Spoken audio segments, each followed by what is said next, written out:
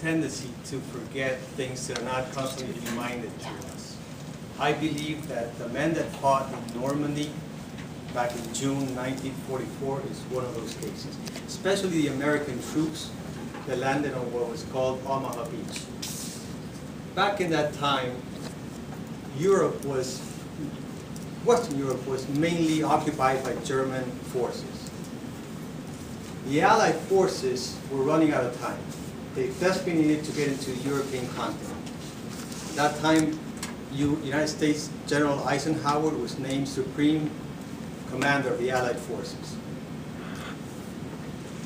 The troops were gathered in England for the last preparations before the invasion in Normandy.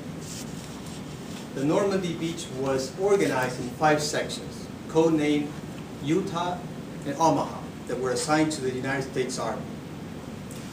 And the other 3 were Juno, Gold, and Sword, that were assigned to the Canadian, French, and British Army. On June 6th, very early before dawn, several hours before the landing, the United States and British airborne forces were parachuted behind the enemy lines, basically to prevent German reinforcements.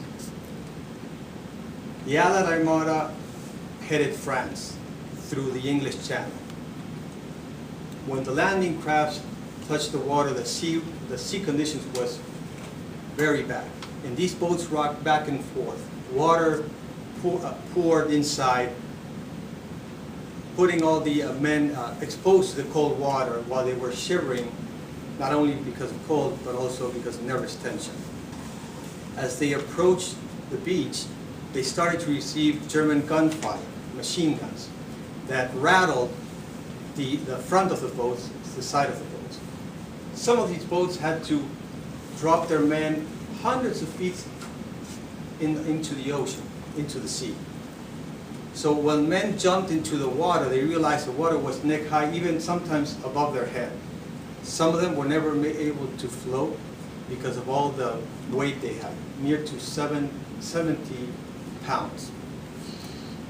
For those that made it to Omaha Beach, they had to face not only the incoming fire, but also they landed not close to or not even nearby to where they're supposed to be.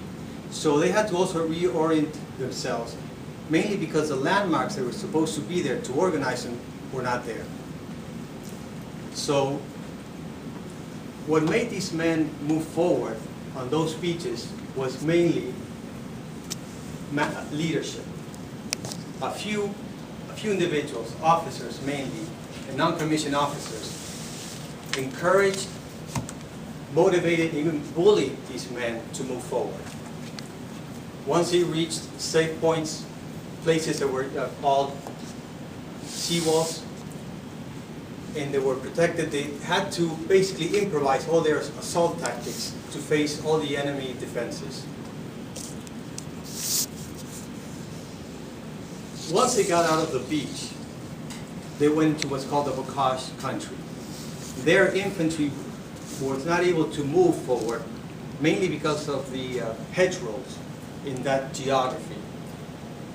But that served the Germans because they were defending their positions. After several weeks of tough fighting and a very high number of casualties, Operation Overlord came to a halt. The entire world was expecting the worst. The liberation of Europe was not going to happen. The Allies needed a breakthrough. That's when General Bradley and Montgomery brilliantly executed a maneuver called Operation Cobra. Because of that, they were able to break through the enemy lines and push the enemy out of France and liberated Paris. That's when General Patton was one of the most important contributors to that campaign. In December 16, Hitler reorganized an army and launched the biggest counterattack in the war through the Ardennes forest. He was able to surround a portion of the Allied army in an area called Bastogne in Belgium. the 101st Airborne Division had to courageously defend that area.